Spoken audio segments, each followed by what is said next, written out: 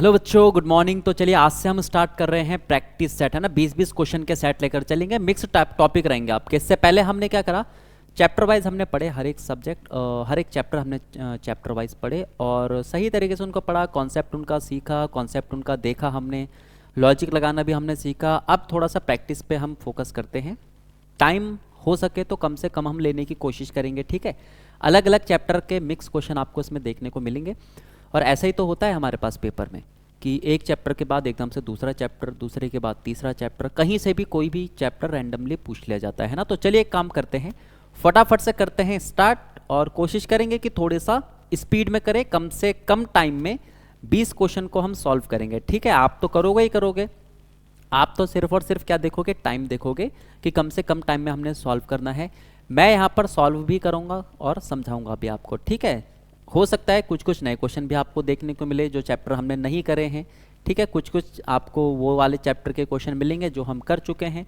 अच्छे तरीके से करेंगे इनको सॉल्व, पूरा कॉन्सेप्ट भी समझेंगे, कोशिश करेंगे। देखो हर बार मैं फोकस कर रहा हूँ कि कोशिश करेंगे कि फटाफट फटाफट हम इसको सॉल्व करें, है ना। टाइम क्योंकि बहुत इंपॉर्टेंट है। चलिए स्टार्ट करते हैं। सबसे पहला क्वेश्चन क्या कह रहा है कि एक बहुत बड़ी सी संख्या थी जिसमें 7 डिजिट थे, 3 3 और एक 7। 7 में से एक डिजिट मैंने गायब कर दिया और अब मेरे को पता करना है कि भाई अगर ये 3 से कट रहा है ना, तो मेरे को बता दो इस प्लेस पर जहां पर स्टार बना हुआ दिख रहा है कौन सा डिजिट आएगा। कोई सा भी डिजिट आ सकता है भाई, हमें इससे क्या, हमें कैसे पता चलेगा कि कोई सा डिजिट आएगा? जब हम 3 नंबर की डिविजिबिलिटी का जो रूल होता है वो फॉलो करवाएंगे इस संख्या के द्वारा। 3 नंबर का डिविजिबिलिटी रूल क्या कहता है कि आप सारे के सारे डिजिट्स को जोड़ दो और जो भी जोड़कर आएगा उसको 3 से डिवाइड दो। जैसे ही आप उसको 3 से डिवाइड दोगे, अगर उसका टोटल 3 से कट रहा है तो संख्या भी कटेगी, अगर नहीं कट रहा है तो संख्या नहीं कटेगी। लेकिन यहां पर हमें 3 से कटवाना है क्योंकि एक कंडीशन दी थी ना, पूर्णतः 3 से कटना चाहिए। तो चलो ठीक है, हमें पता है तो लगाना स्टार्ट करते हैं। हम क्या करेंगे, जोड़ेंगे जो भी आपके पास यहाँ पे डिजिट दे रखी है, 2 + 3 + 4, और जो भी टोटल होगा किससे कटेगा, 3 से कटेगा, है ना। हमने यहाँ पर सीखा भी था, नंबर सिस्टम जब हमने करा था तो इस टाइप के क्वेश्चन हमने वहां पे सॉल्व कर लिए थे। जोड़ेंगे 5 और 1 6, 6 और 7 13, 13 और 2 15, 15 और 7 कितना आपके पास 22, 22 के साथ स्टार। अब 22 के साथ मेरे को एक ऐसा डिजिट रखना है ताकि संख्या पूरी की पूरी किससे कट सके, 3 से कट सके। 3 सत्ते 21 होता है, लेकिन यहाँ तो 22 के बाद प्लस का साइन है तो 21 के बाद क्या कटता है, 24।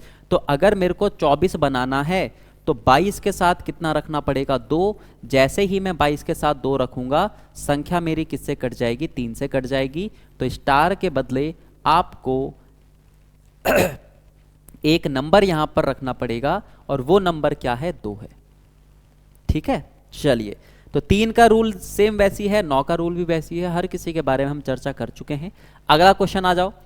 क्या पूछ रहा है कि HCF बता दो इसका क्या होगा, ग्रेटेस्ट कॉमन मल्टीपल यानी महत्तम समापवर्तक। HCF हम कैसे निकालते हैं, छोटी संख्या से बड़ी संख्या को करते हैं हम डिवाइड, करते हैं। चलो इसकी डिवाइड, 84 कम कितना हो जाएगा, 84 हो जाएगा। बचेगा मेरे पास कितना, 2, और यहां पर कितना बचेगा मेरे पास, 4 बचेगा। और आगे आ जाओ, जब तक हम तब तक हम काटते हैं जब तक संख्या पूरी की पूरी ना कट जाए, है ना। HCF LCM में हमने हर एक चीज डिटेल में समझी हुई है। तो अब जो वहां पर हमने अपना टाइम लगाया था, यहां पर फटाफट सॉल्व करेंगे। 42 दूनी 84 काट दिया, लेकिन अभी तक हमने 2 ही संख्या चेक करी। मैंने कहा था जो भी लास्ट में काटता है वही अगली संख्या को चेक करेगा। तो चलो 42 से डिवाइड करेंगे किसको हम, 140 को करें डिवाइड, बिल्कुल करके देखते हैं। 3 बार इसको काट देगा, 3 दूनी 6 यानी कितना, 126। बचेगा मेरे पास 14। अब तो डिवाइड जा नहीं सकता, तो अब 14 की बारी आएगी इसको डिवाइड करने की। 14 तिया कितना होता है, 42, काट दिया। किसने काटा सबको लास्ट में, 14 ने। तो इस क्वेश्चन का जो HCF होगा वो कितना हो जाएगा, 14। ये था हमारे पास प्रॉपर तरीका जिस तरीके से हम सॉल्व कर सकते हैं। लेकिन एक चीज आप और थोड़ा बहुत हिंट लेने के लिए कर सकते हो, संख्याओं का डिफरेंस देख लो, क्योंकि जो उनका डिफरेंस होगा ना उसी के आधार पर क्या आएगा, आपका HCF आएगा। मैंने इन दोनों का डिफरेंस देखा, 26 और 16 कितना, 42। इन दोनों का डिफरेंस देखा, कितना आया, 14। इन दोनों डिफरेंस को कौन काटता है, 14 काटता है। तो यही क्या हो जाएगा, आपका आंसर हो जाएगा। चीजें सिर्फ लगाने वाली हैं, ठीक है। नेक्स्ट क्वेश्चन आ जाओ। बहुत ज़्यादा डिटेल में हम नहीं जाएंगे क्योंकि देखो ये सारी की सारी चीज़ें करी हुई हैं। फ़ायदा क्या होगा कि यहाँ पर भी सारी चीज़ अगर मैं डीप में बताऊँ, डिटेल में बताऊँ, यहाँ पर तो हम प्रैक्टिस कर रहे हैं, यहाँ पर तो सिर्फ हम क्या करेंगे, क्वेश्चन को देखेंगे और सॉल्व करेंगे। क्या पूछ रहा है वो, दो संख्याओं का एलसीएम दे रखा है 1920, एचसीएफ दे रखा है 16, एक संख्या दे रखी है 128, दूसरी पूछी है। तो भाई हमने सीखा था एचसीएफ एलसीएम में दो संख्याओं का मल्टीप्लीकेशन क्या होता है, एचसीएफ इंटू एलसीएम, है ना, करे थे ना इस टाइप के। आ जाओ चलो फिर, पहली संख्या कितनी देर की है, या एक संख्या देर की है 128, हमें पता है करना है, दूसरी क्या होगी कर लेंगे पता, इसमें क्या बड़ी बात है। एचसीएफ कितना है 16 और एलसीएम कितना है 1920। भाई बी को बी रहने दो ताकि हमें दूसरी संख्या के बारे में पता चल सके। 16 गुणा कितना हो जाएगा 1920 डिवाइडेड बाई कितना आपके पास 128। 16 अट्ठे कितना होता है 128 होता है। 8 दूनी 16, कितना बचा 3, 8 चौक 32 यानी कितना 240। तो कुछ छोटा, ये छोटा यहां पर है ना, आंसर हमारे पास कितना आ जाएगा 240 हो जाएगा। तो कुछ नहीं करा, कभी भी आपके पास इस तरीके से अगर क्वेश्चन वो देता है तो हमें ध्यान रखना है दो संख्याओं का मल्टीप्लिकेशन जो होता है वो एचसीएफ इंटू क्या होता है एलसीएम होता है। ठीक है, दो संख्याओं में से एक संख्या दे रखी है, एचसीएफ भी दे रखा है, एलसीएम भी दे रखा है। काटा 16 ने काटा इसको कितनी बार 8 बार, 16 चौक 64, 64 दूनी 128 यानी 16 अट्ठे कितना 128। 8 से काटेंगे 8 दूनी 16 बचा 3, 8 चौक 32 240। तो दूसरी संख्या जो है हमारे पास वो कितनी हो जाएगी 240। नेक्स्ट क्वेश्चन पर आ जाते हैं, क्या कह रहा है अगला क्वेश्चन। हाँ, इस टाइप के आपको देखने को मिलेंगे वहां पर। ठीक है, डेसिमल वाले क्वेश्चन जहां पर आपको हो सकता है कभी प्लस में दे दे, हो सकता है आपका मल्टीप्लिकेशन में दे दे।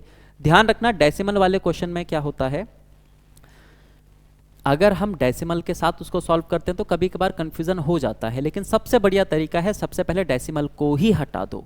हटाएं यहां पे पॉइंट हटाया 1 2 3 4, तो अगर ऊपर 4 डिजिट थी पॉइंट के बाद तो इसका मतलब नीचे कितने जीरो बढ़ जाएंगे आपके 4 जीरो बढ़ जाएंगे। ठीक है, हटाओ इसको 1 2 3, तो इसका मतलब यहां पर कितने आ जाएंगे आपके पास 3 जीरो आ जाएंगे।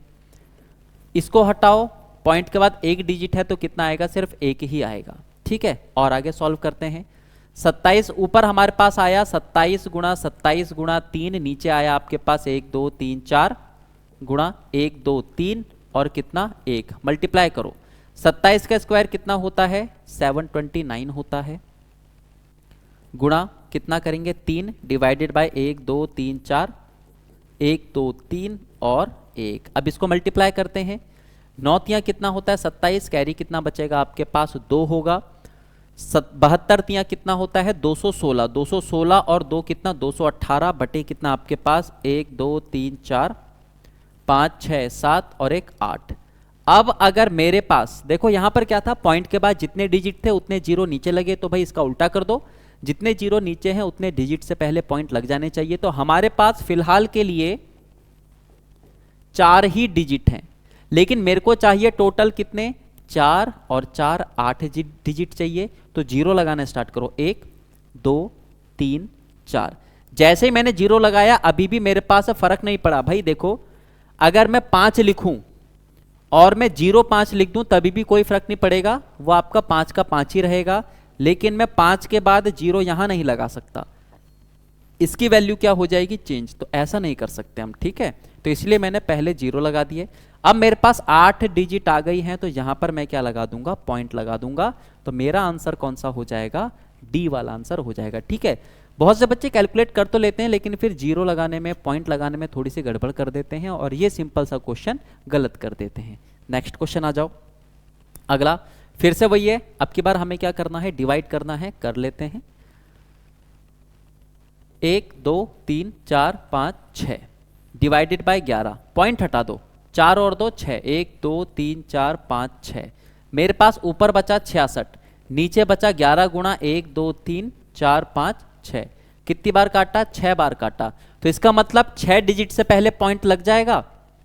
एक डिजिट ये है, 2 3 4 5 6 यहां पे लग जाएगा पॉइंट। तो इसका मतलब आंसर जो होगा हमारा वो कौन सा हो जाएगा डी। अगर आप देखोगे तो सब में लगभग सेम संख्या लिखी हुई है, फर्क किसका पड़ रहा है सिर्फ 0 0 का। तो एक जीरो अगर हमने गलती से गलत लगा दिया या फिर कम लगा दिया तो हमारा आंसर गलत हो जाएगा। ध्यान रखना, ऐसे क्वेश्चन होते बहुत सिंपल हैं, लेकिन हम अपनी जल्दबाजी के कारण इनको गलत कर देते हैं। नेक्स्ट क्वेश्चन देखो, हमें पता करना है कि सबसे बड़ा फ्रैक्शन कौन सा है। ठीक है, ध्यान रखना, इस टाइप के क्वेश्चन आप लोग कैसे करोगे ये चीज भी ध्यान रखो। कभी भी अगर हमें पता करना होता है कि कौन सा भिन्न बड़ा है तो हम क्या करते हैं, दो दो भिन्न लेकर चलते हैं। ठीक है, कंपैरिजन करना स्टार्ट करते हैं। किस तरीके से कंपेयर करते हैं जरा यहां देखो। सबसे पहले मैं इन दो को उठा लेता हूं, 3/7 और 2/9। अगर मेरे को पता करना है कि बड़ा फ्रैक्शन कौन सा है, छोटा फ्रैक्शन कौन सा है, तो मैं क्या करता हूं, क्रॉस मल्टीप्लीकेशन करता हूं। जैसे 9 की मल्टीप्लाई 3 के साथ करूंगा तो 9 तियां कितना मिलेगा मेरे को, 27। 7 की मल्टीप्लाई 2 से करूंगा तो 7 दूनी कितना मिलेगा, 14। जिसके ऊपर बड़ी संख्या बनेगी वो बड़ा फ्रैक्शन होगा, जिसके ऊपर छोटी संख्या बनेगी वो छोटा फ्रैक्शन होगा। तो बड़ी संख्या किसके ऊपर बन रही है, 27, यानी 3/7 के ऊपर। तो इसका मतलब ये तो बड़ा हो नहीं सकता, हमें सबसे बड़ा पता करना था। अब मैं करता हूं, इसको तो हटा दिया, अब मेरे को 3 और 7 को कैलकुलेट करना है, कंपैरिजन करना है किसके साथ, 4/13 के साथ। करके देखो, 13 तियां 39, 7 चौक 28। फिर से इसने क्या कर दिया, इसको छोटा कर दिया, हटाओ इसको। अभी भी मेरे पास एक जिंदाबाद है और वो क्या है, 3/7। 6/11 के साथ देखो, 11 तियां 33, 6 सत्ते 42। अब 3/7 जो अभी तक दादागिरी दिखा रहा था वो छोटा हो गया है। अब 3/7 को हटा दो, बचे मेरे पास सिर्फ 2, 6/11 और 7/9। करे कैलकुलेट, ठीक है, 6 नीम 54, 11 सत्ते 77। सबसे बड़ा फ्रैक्शन जो आया है यहाँ पर सबको काट पीट के, वो कितना आया है, 7/9। तो हमारा आंसर क्या हो जाएगा, सी। ठीक है, अगर हमें बड़ा पता करना होता है तो हम छोटे को छोड़ते हुए चलते हैं, अगर हमें छोटा पता करना होता तो हम बड़े को छोड़ते हुए चलते। ठीक है, तो क्या करना है, क्रॉस मल्टीप्लाई करना है आपने एक के अंश को दूसरे के हर के साथ। जिसके ऊपर मल्टीप्लीकेशन के बाद वैल्यू बड़ी आएगी वो बड़ा फ्रैक्शन, जिसमें छोटी आएगी वो छोटा फ्रैक्शन। अगला क्वेश्चन आ जाओ, 84 का स्क्वायर डिवाइडेड बाय ये वो सो, मतलब बॉडमास का रूल हमसे पूछ रहा है तो कर लेते हैं सॉल्व। 84 का स्क्वायर मुझे तो नहीं पता कितना, इसलिए मैं करूंगा भी नहीं। क्यों नहीं करूंगा, क्योंकि मेरे को पता है कि अगर मैं पहले इसका स्क्वायर करूंगा फिर मेरे को इसको काटना है तो इतना लेंथी क्यों जाना। 84 इंटू 84 भी उतना ही आएगा। अगर 84 का स्क्वायर कट रहा होगा तो 84 इंटू 84 भी कटेगा। ठीक है, डिवाइडेड बाय कितना है, 28। तो अपॉन में कितना ला गया, 28, क्योंकि बॉडमास का रूल कहता है सबसे पहले आप ब्रैकेट को सॉल्व करते हो, उसके बाद डिवाइड को, फिर मल्टीप्लाई को, फिर प्लस को, फिर माइनस को, है ना। ठीक है, अभी भी ये ब्रैकेट के अंदर ही है। डिवाइडेड बाय कितना, 24 इज इक्वल टू 7 इंटू जो भी आपके पास यहां पर नंबर होगा उन चारों में से कोई एक सा होगा। सॉल्व करते हैं, काटने की कोशिश करते हैं। 28 तियां कितना होता है, 84। तो यहां पर बचा 84 इंटू 3 इंटू कितना, 12। अब ये सॉल्व हो चुका है, जितना हो सकता था उतना हो चुका है। मल्टीप्लाई करने का कोई फायदा नहीं है क्योंकि वो डिजिट आपकी बड़ी बना देगा, ऐसा नहीं करना हमने। डिवाइडेड बाय कितना, 24, 7 इंटू एक्स। तो ये आया 84 इंटू 3 इंटू 12, ब्रैकेट के अंदर जितना सॉल्व होना था हो चुका है। डिवाइडेड बाय कितना आपका 24 इज इक्वल टू कितना, 7 इंटू एक्स। काटो, 12 दूनी 24, 2 से कितनी बार काटेगा, 42 बार। तो ये बचा 42 गुणा 3, यहाँ पर बचा आपके पास 7 इंटू एक्स। 7 कितनी बार काटेगा, 6 बार। 6 तियां कितना हो जाएगा, 18। तो यहाँ पर जो नंबर मिसिंग था ना हमसे, वो यहाँ पर भी मिसिंग है। हमारा आंसर कितना हो जाएगा, 18 हो जाएगा आंसर हमारा। इसका आंसर सी हमने थोड़ा सा लिख दिया, 19 था, हमने कितना कर दिया 18, क्योंकि सब कुछ सॉल्व करने के बाद कितना आ रहा है, 18। इसको काटो, ठीक है। चलो अगला आ जाओ। अब इस टाइप के देखो हैं बहुत सिंपल से क्वेश्चन, लेकिन लॉजिकल क्वेश्चन है। क्या क्वेश्चन कह रहा है वो, एक बाल्टी का 4/9 भाग अगर आप भरते हो तो 1 मिनट लगता है, अगर आप बाकी का भाग भरोगे तो कितना समय लगेगा। अगर कंफ्यूजन है कि क्वेश्चन समझ में नहीं आ रहा है तो मैं और सिंपल कर देता हूं। एक टंकी का आधा भाग अगर 5 मिनट में भर रहा है, एक टंकी का आधा भाग अगर 5 मिनट में भर रहा है तो बाकी भाग कितना बचेगा। या सॉरी बाकी जो भाग है वो कितनी देर में भरेगा, तो बाकी का जो भाग है वो बचा आधा, वो भी कितने में भरेगा, 5 मिनट में भरेगा। कैसे भरेगा अब निकालता हूं। मेरे को पता है कि टंकी जो है हमारी वो पूरी की पूरी x है, जिसमें आधा भाग भरने में कितना समय लग रहा है, 5 मिनट। तो पूरा भाग भरने में 5 दूनी कितना लगेगा, 10 मिनट। अब मैंने ये पता कर लिया पूरा भाग भरने में कितना समय लग रहा है। आधा भाग अगर भर चुका है तो बाकी का कितना बचा नहीं पता, तो कोई दिक्कत नहीं है।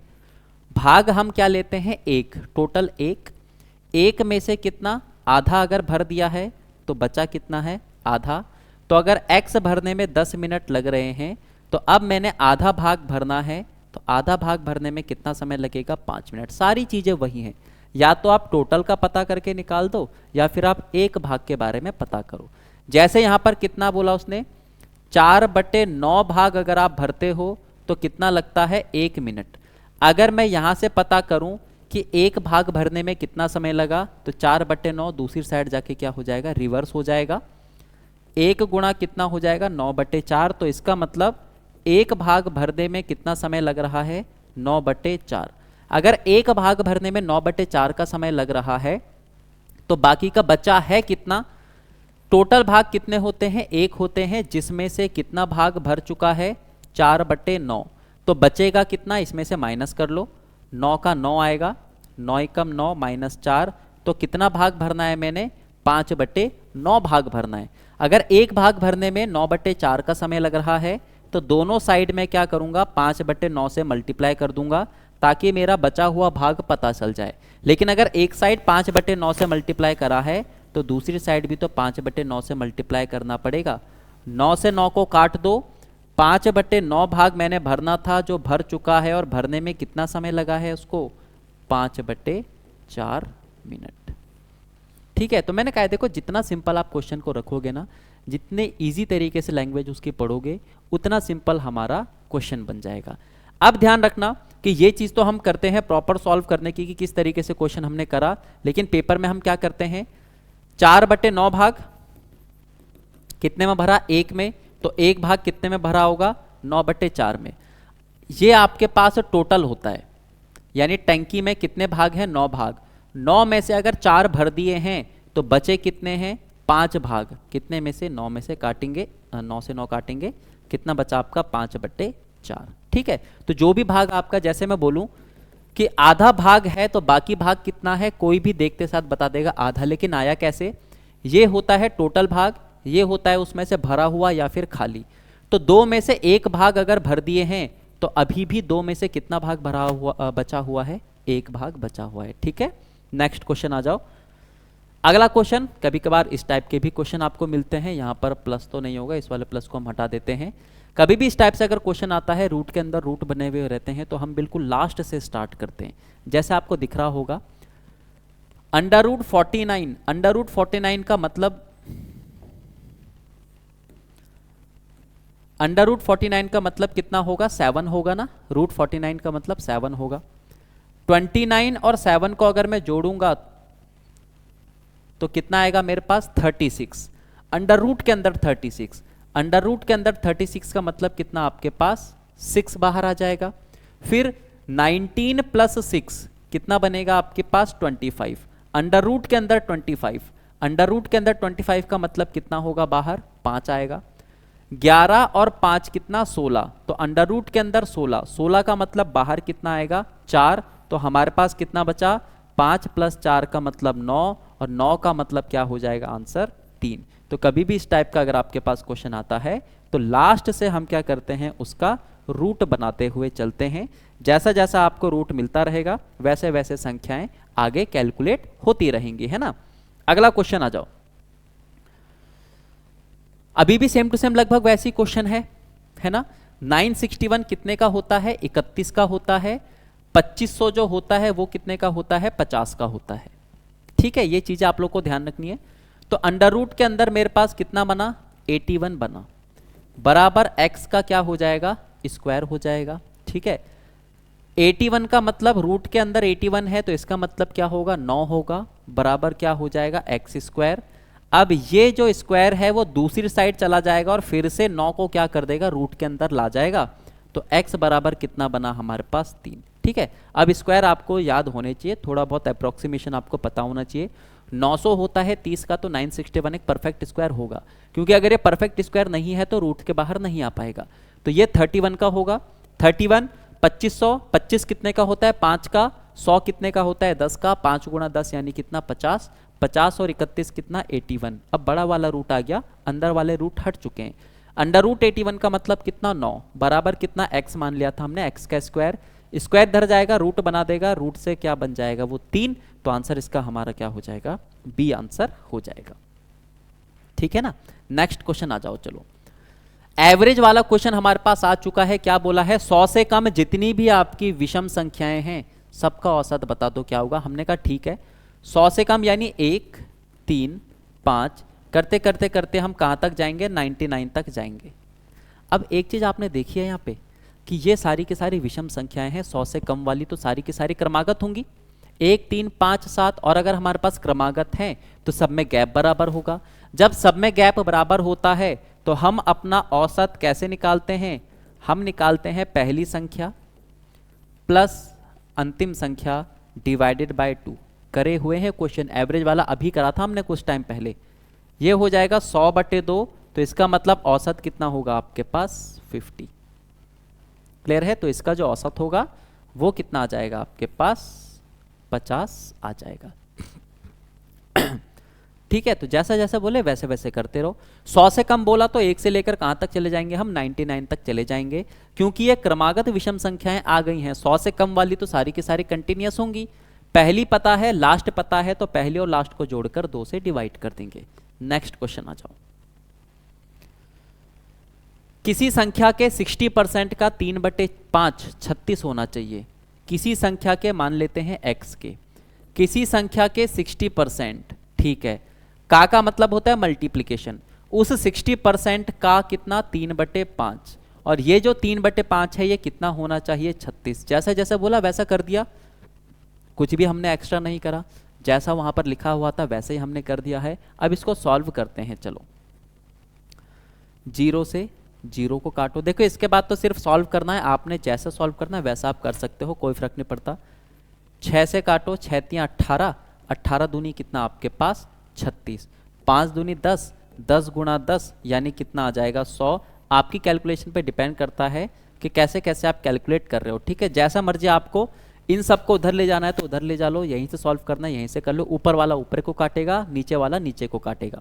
तो यहाँ पर मैंने सबसे पहले 0 से 0 काटा, 6 3 18 बना दिया ऊपर मल्टीप्लाई करके, 18 दूनी 36, यहाँ पर बचा 10, 5 गुणा 2 ये भी 10 होगा, 10 गुणा 10 कितना हो जाएगा 100 हो जाएगा। ठीक है, नेक्स्ट क्वेश्चन आ जाओ, फटाफट फटाफट सॉल्व करेंगे, ज़्यादा टाइम नहीं लेंगे। ठीक है, कोशिश करेंगे कि आधे पौन घंटे में ही अपना 20 जो प्रैक्टिस सेट है हमारा क्वेश्चंस का वो सॉल्व हो जाए। सीता और गीता 2 जने हैं, ठीक है, दोनों जुड़वा बहनें हैं, इनका एज जो है वो 8:9 के अनुपात में। ठीक है, सीता है और गीता है, 8 अनुपात कितना है 9 है। उसने कहा इन दोनों का टोटल कितना आता है 68 साल आता है। रेशो में ही सॉल्व करेंगे इसको, ये 8 की है ये 9 की है, तो हमारे हिसाब से दोनों मिलाकर कितनी है 17 रेशो की है। लेकिन क्वेश्चन कह रहा है कि वो होनी चाहिए 68 साल की, हमारे हिसाब से 17 रेशो के बराबर आएगा, क्वेश्चन के हिसाब से 68 साल के बराबर आएगा। तो 1 बराबर कितना आ जाएगा 17 चौक 68, यानी 1 बराबर कितना आ गया 4 साल। अब अगर 1 बराबर 4 साल आ गया, उसने पूछा 10 साल बाद इनकी आयु का रेशो क्या होगा, तो पहले आपको वर्तमान पता होनी चाहिए। पहले हम निकालेंगे वर्तमान, इसके पास कितने रेशो है 8 रेशो हैं, हर रेशो कितने के बराबर है 4 साल के बराबर है, तो 8 चौक कितना आ जाएगा 32। गीता के पास कितने रेशो है 9, हर रेशो कितने के बराबर है 4 के बराबर है, तो 9 चौक कितना हो जाएगा 36। अब हमें पता है कि वो आज कितने साल की हैं वर्तमान, लेकिन हमसे रेशो पूछा है 10 साल बाद वाला, तो इनको 10 साल बाद कन्वर्ट करना पड़ेगा। एक है हमारे पास सीता, एक है हमारे पास गीता, अभी वो कितने की हैं 32 की, और ये कितने की है 36 की। 10 साल बाद क्या होगा, दोनों की आयु में 10-10 साल ऐड हो जाएगा, कैलकुलेट करेंगे तो ये 42 हो जाएगा, और ये कितना हो जाएगा 46। 2 से कटता हुआ मेरे को दिख रहा है 21, रेशो कितना बनेगा आपका 23। आंसर हमारा क्या हो जाएगा, डी आंसर हो जाएगा। ठीक है, तो जैसा जैसा बोले वैसा वैसा करते रहो, कुछ भी एक्स्ट्रा ना तो हमने किया है ना ही कुछ एक्स्ट्रा हम करेंगे, जैसा जैसा क्वेश्चन में बोलेगा वैसा वैसा करते जाएंगे। उसने बोला है 20% और 5% के दो कंटिन्यूस डिस्काउंट हैं, सक्सेसिव डिस्काउंट हैं, हमें इसके बराबर एक डिस्काउंट बनाना है। तो भाई जब आपकी दो परसेंटेज को मिलाकर एक रिजल्टेंट परसेंटेज की बात करता है तो हम प्लस माइनस एक्स वाला फॉर्मूला लगाते हैं, क्योंकि ये दोनों के दोनों डिस्काउंट है तो दोनों नेगेटिव में आएंगे। माइनस का 20 माइनस का 5 दोनों साइन आपके सेम है, तो तीसरा साइन किसका आएगा, प्लस का साइन आएगा। 20 इंटू 5 डिवाइडेड बाई कितना, 100। तो इसका मतलब देखने में हमें क्या लग रहा था कि 25% का डिस्काउंट है ना, 20 और 5 25, लेकिन ऐसा है नहीं। 20 पंजे 100, 5 से 5 को काटा, कितना आपके पास 1। माइनस 25 में अगर मैं 1 जोड़ूंगा तो माइनस ही रहेगा, माइनस का मतलब डिस्काउंट है 24%। तो जो डिस्काउंट देखने में हमें लग रहा था कि दुकानदार 25 का दे रहा है, वो डिस्काउंट एक्चुअल में कितने का था, 24% का। ठीक है, सारी चीजें करवा रखी हैं ये वाली, तो आप लोग फटाफट फटाफट इसको सॉल्व कर दोगे।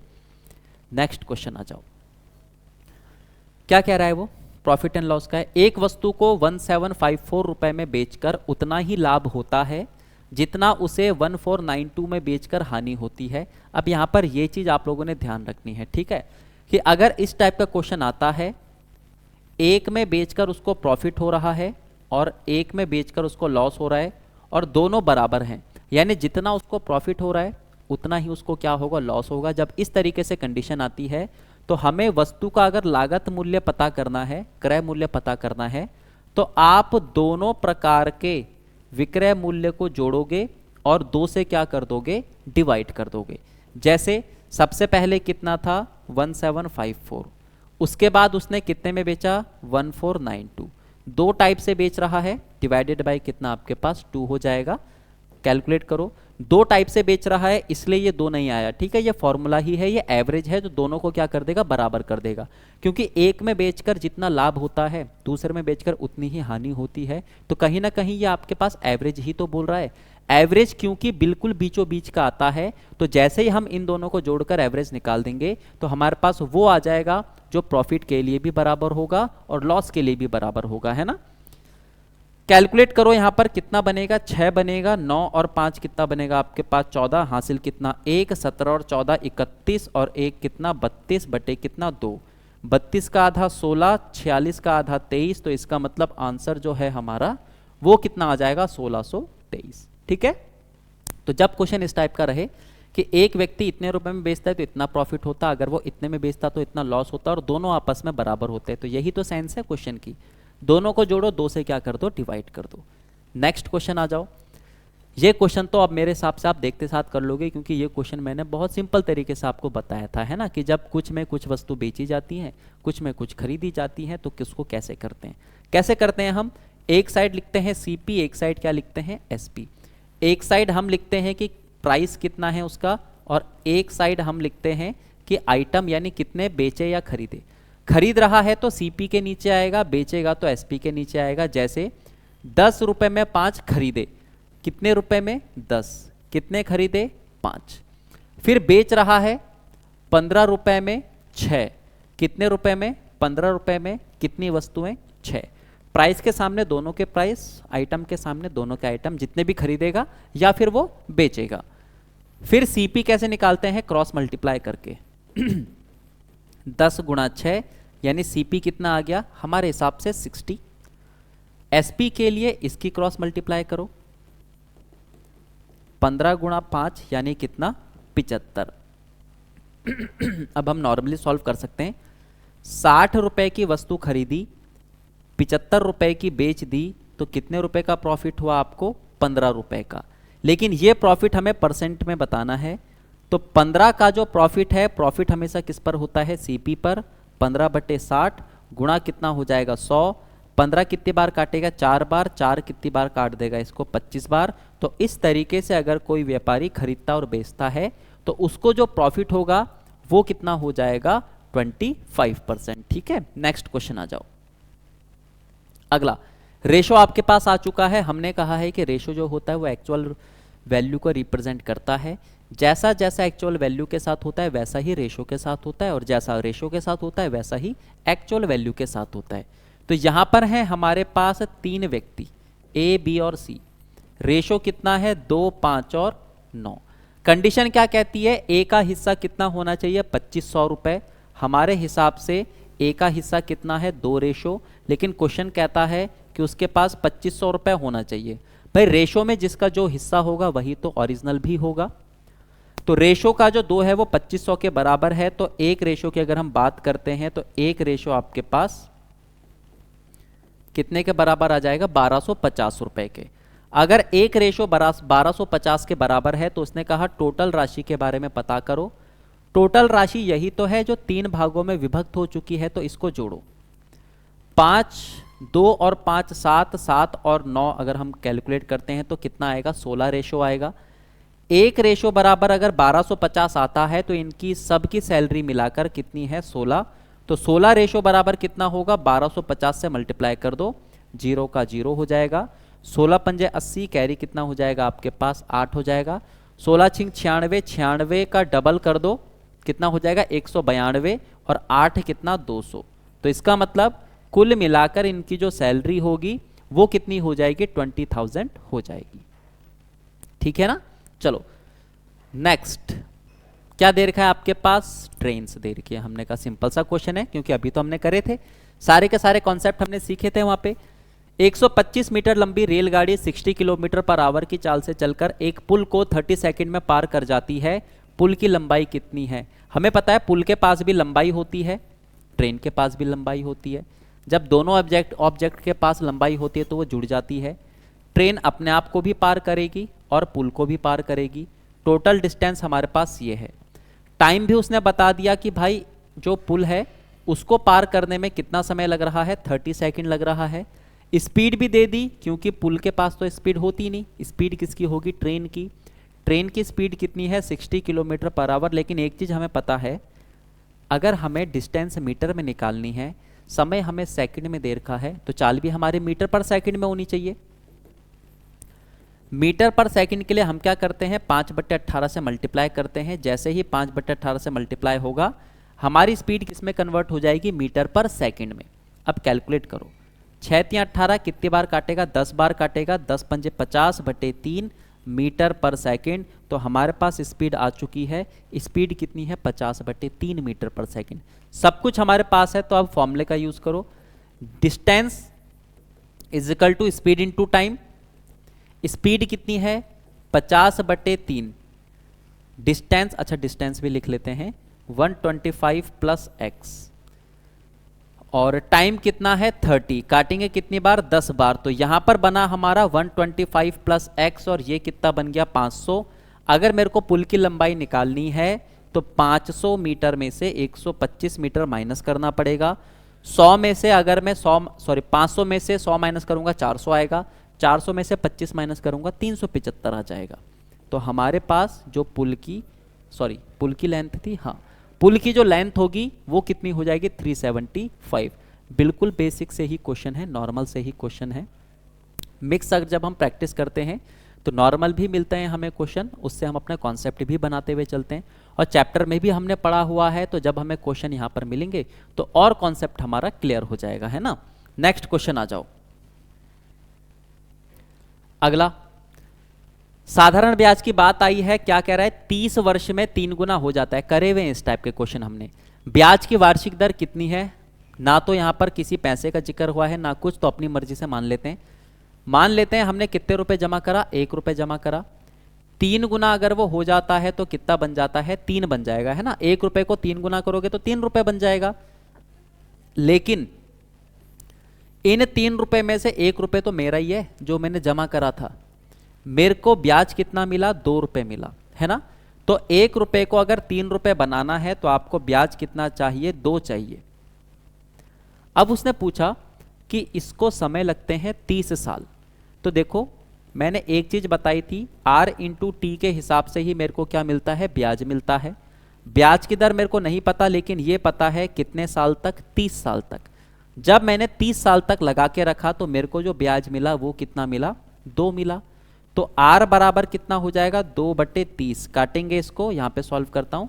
r बराबर कितना आएगा 1/15, परसेंटेज में रहती है r, तो इंटू कितना कर दो 100 कर दो, काटो 5 तियां 15, कितनी बार काटेगा 20 बार काटेगा। तो ये बचा आपके पास 20/3, 3 छिंग 18, 2/3। तो ब्याज की जो दर है वो कितना हो जाएगा 6 सही 2/3। अगर आपने ये चैप्टर नहीं करा है तो प्लेलिस्ट में आपको चैप्टर मिल जाएगा ये वाला, वहाँ पर सारे के सारे चैप्टर मैंने सीरियल वाइज करवा रखे हैं, ठीक है। तो वहाँ पर आप साधारण ब्याज पढ़ सकते हो अच्छे से। नेक्स्ट क्वेश्चन, कभी कभार आपके पास ट्रिग्नोमेट्री का पूछ लेगा इस तरीके से, ठीक है। एक एक दो दो क्वेश्चन मैं आपके पास जितने भी प्रैक्टिस सेट होंगे हर प्रैक्टिस सेट में लेकर आऊंगा। तो एक काम करते हैं, कभी भी इस टाइप का क्वेश्चन आए तो आप क्या कर दो, परिमेयकरण कर दो, रैशनलाइजेशन। परिमेयकरण कहता है कि नीचे वाली संख्या को उठाओ और ऊपर नीचे मल्टीप्लाई कर दो, लेकिन उनका साइन चेंज करके। 1 प्लस साइन ए लिखा हुआ है डिवाइडेड बाय 1 माइनस कितना है साइन ए है। अब मैं पूरी नीचे वाली संख्या की मल्टीप्लाई ऊपर नीचे करूंगा, लेकिन साइन क्या करना पड़ेगा आपको, चेंज। यही परिमेयकरण होता है, साइन क्या कर दो चेंज कर दो, ऊपर नीचे मल्टीप्लाई कर दो। 1 प्लस कितना साइन ए, आगे सॉल्व करते हैं इसको। 1 plus sine A, 1 plus sine A multiply में है, तो इसका मतलब 1 प्लस साइन ए का क्या हो जाएगा होल स्क्वायर डिवाइडेड बाय, इसको भी अगर मैं ब्रैकेट में लिख दूं 1 minus sine A 1 plus sine A. एक फॉर्मूला आपको पता होगा, a minus B into A plus B क्या होता है A square minus B square. तो यहां पर भी ए स्क्वायर यानी 1 का स्क्वायर माइनस क्या हो जाएगा आपके पास बी स्क्वायर हो जाएगा, ठीक है। चलो 1 प्लस साइन ए का होल स्क्वायर, रूट के अंदर स्क्वायर रह सकता है क्या, नहीं रह सकता। चलो फिलहाल एक काम करता हूं, एक स्टेप में और लिख देता हूं, फिर एक साथ सबको बाहर ला जाऊंगा। 1 प्लस साइन ए का होल स्क्वायर डिवाइडेड बाय, एक फॉर्मूला होता है जो हर बच्चे को याद होता है, sine square theta plus cos square theta is equal to 1। अगर मैं साइन स्क्वायर थीटा को उधर ले जाऊंगा तो मेरे पास यहां पर बचेगा कॉस स्क्वायर थीटा, और यहां पर क्या हो जाएगा 1 माइनस साइन स्क्वायर थीटा। तो ये बन गया formula. 1 minus sign square theta क्या होता है कॉस स्क्वायर थीटा, तो 1 का स्क्वायर क्या होता है 1 ही होता है। तो 1 माइनस साइन स्क्वायर थीटा, इसको मैं क्या लिख दूंगा कॉस स्क्वायर ए लिख दूंगा, ठीक है। अब मैंने यहां पे देखा कि अंडर रूट के अंदर स्क्वायर है इसका, तो बाहर क्या आ जाएगा 1 plus sine A divided by, ये भी तो स्क्वायर में है, कॉस स्क्वायर ए है, तो रूट से इसका स्क्वायर भी कट जाएगा, क्या बचेगा ये। क्या ऐसा कुछ हमें ऑप्शन में दे रखा है, नहीं दे रखा है, हमें तो sec a और tan a में दे रखा है। तो एक काम करते हैं अलग अलग इसको डिवाइड करते हैं, 1 upon cos a plus sign a upon cos a। अब ये ट्रिग्नोमेट्रिक फंक्शन तो आपको याद हो ही गए होंगे, है ना, अभी क्लासेस करवाई थी इसकी, मैंने कहा था ट्रिग्नोमेट्रिक फॉर्मूले बहुत ज़्यादा इंपॉर्टेंट है, फॉर्मूले ही आप लोगों ने क्या रखने हैं ध्यान रखने हैं, ठीक है। बहुत ही ज़्यादा डीप में क्वेश्चन वो नहीं देगा, इसका ध्यान रखना, वो ऊपर ऊपर का देगा जहाँ पर आपको क्या पता करने पड़ेंगे, इसके फॉर्मूले ध्यान रखने पड़ेंगे, है ना। 1 अपॉन कॉस ए क्या होता है सेक ए होता है, sine theta upon cos theta क्या होता है टेन थीटा, तो हमारा होगा सेक ए प्लस टेन ए, आंसर क्या हो जाएगा आपके पास ए वाला, ठीक है। तो जब इस टाइप का क्वेश्चन आता है तो वहां पर हमें क्या करना पड़ेगा, रैशनलाइजेशन ही करना पड़ेगा। कैलकुलेट करा हमने, सब कुछ देखा, स्क्वायर बना, स्क्वायर हटाया, रूट हटा दिया हमने वहां पर, फिर उसके बाद सॉल्व करा, अलग अलग डिवाइड करा, सेक ए और कितना बन गया टेन ए।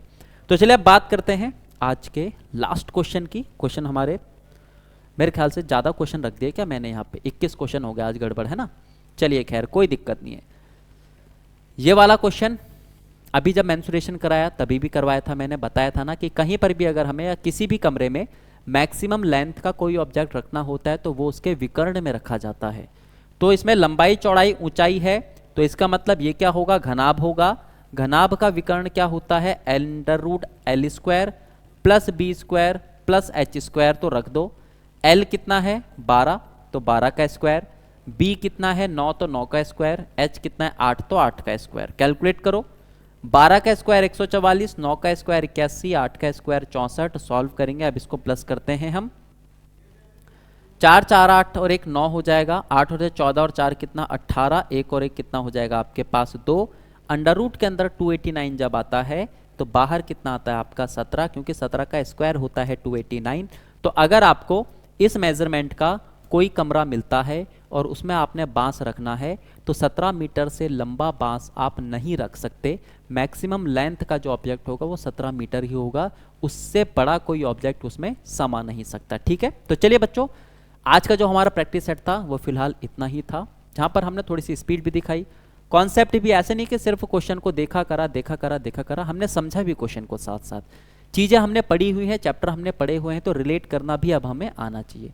तो चलिए बच्चों, आज की क्लास को फिलहाल इतना ही रखते हैं, मिलते हैं आपसे अगली क्लास में अगले प्रैक्टिस सेट के साथ। Okay, thank you.